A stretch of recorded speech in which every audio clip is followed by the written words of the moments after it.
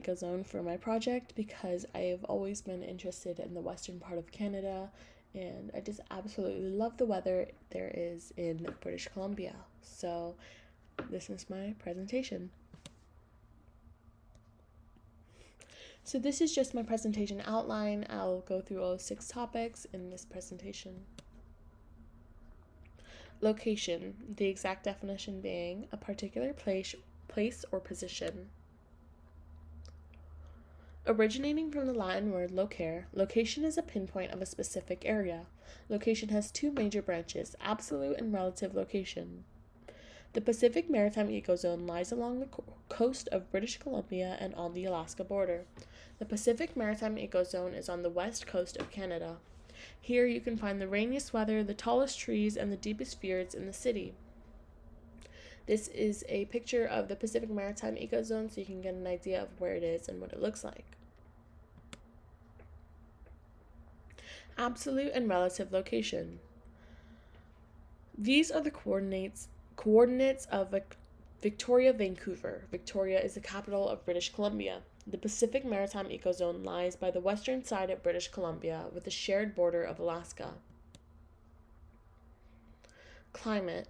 The weather conditions prevailing in an area in general or over a long period. Originating from the Greek word klinian, climate refers to the weather over a long period of time or in general. Continental and maritime are major branches of climate. Due to the Pacific Maritime's proximity to the Pacific Ocean, the climate changes drastically. Summers are cool and winters are mild. The average summer temperature is 13 degrees Celsius and the average winter temperature is 1.5 degrees Celsius. This is a Victoria climate and precipitation map. As you can see, Victoria, BC has a great amount of yearly precipitation, the highest being almost 165 millimeters. The monthly weather, however, doesn't exceed 23 degrees Celsius. Precipitation in the north can exceed 4,000 millimeters per year, as mountains block most of the inland precipitation that clouds bring. On the other hand, the Gulf Islands in the south receive only 600 millimeters per year. Here, the temperature difference between summer and winter is smaller than elsewhere in the country. The Pacific Maritime Ecozone lies far west and extends a great distance from north and south. Canada has 8 identified climate regions. Each region follows a unique climate pattern. These are a great way to distinguish each climate region from the other. Topography, the arrangement of natural and artificial physical features of an area. Originating from the words topos and graphia, topography is the positioning of natural and artificial aspects of a land. Coastal mountains occupy most of the ecozone. They rise sharply from fjords and deep waterways along the Pacific coast. Glaciers and snowfields cover the highest mountains and are at high altitudes. The ecozone includes Mount Waddington, 4,000 meters BC. The mountains of Vancouver Island and Queen Charlotte Islands are not very high, but they are sturdy and make up for the lack of height. Igneous and sedimentary rocks cover most of the region, but surface is dominated by fallen rocks and glacier deposits. This is a landform region map, and as you can see, the Pacific Maritime Ecozone lies in the Western Cordilleran landform region. These are all the landform regions identified in Canada. All of these regions have different characteristics, making them unique and beneficial to the country in their own way. Some major and minor landforms in the Pacific Maritime Ecozone. Some major landforms include lush forests, which cover 50% of the land and mountains. Some minor landforms include leveled plains, huge glaciers, and hot springs instead of volcanoes. Flora and fauna, the plants and animals of a particular region, habitat, or geological period. The word flora originates from flows. Flora is a species of plants in a particular region, habitat, or geological period. Some of the species found in the Pacific Maritime are western red cedar, yellow cedar, western hemlock, mountain hemlock, and western yew. Fauna. I'm just going to read 5 of each of these categories because there are a lot.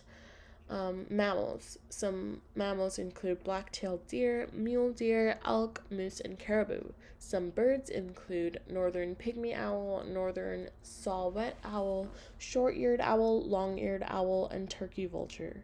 Some amphibians and reptiles include western toad, red-legged frog, Pacific tree frog, wood frog, and tailed frog. Soil regions of Canada play a big part when it comes to flora and fauna. The types of soil regions determine the type of plants and vegetation, which determines the animals inhabited in that area. This is a soil regions of Canada map, and this is a natural vegetation regions of Canada map. The natural vegetations regions of Canada and soil regions are closely related. Vegetation also vaguely determines the population, settlement patterns, and whether or not the area is rural or urban. Human activities. The various actions for recreation, living, or necessity done by people. So, forestry, fishing, and farming are the 3 main industries that the Pacific Maritime ecozone is known for. Forestry is the biggest industry in the ecozone. The Pacific Maritime climate is full of coniferous trees. 1 in 5 people living in this region's job is related to forestry. Fishing is the second biggest industry. Pacific Maritime ecozone is right by the northern Pacific Ocean, making it accessible to many fish. Farming, there are excellent soil and weather conditions for farming in the Pacific Maritime ecozone. However, farmland is mostly in the southern area of the ecozone. Impacts and future challenges. The Pacific Maritime is located in the Western Cordillera terrain area, which is less populated due to mountain ranges and relief and orographic precipitation. The total population of the Pacific Maritime ecozone is approximately 3.7 million. This population is dense in the Greater Vancouver area, which has a population of 2.1 million. The average population density is 18.97 people per square kilometer. The population itself, however, is not large. Northern areas are mostly vacant. 94% of people live in southern parts of the ecozone. The Pacific Maritime ecozone is greatly affected by its people.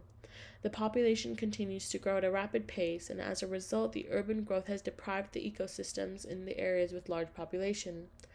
Forestry and fishing, which are some of the largest industries in the ecozone, are threatening the well-being of the environment as well as polluting the air and water. The picture above is a population density map of Canada.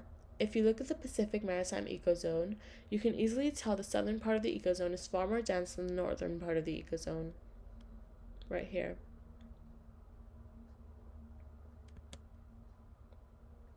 Future challenges.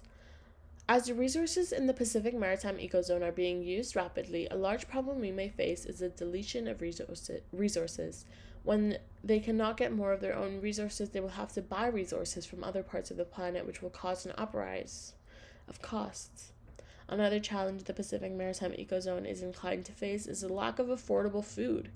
If the ecozone was depleted of its main source of income, some people may not be able to afford food for their families, and this can lead to homelessness and the quick spread of diseases.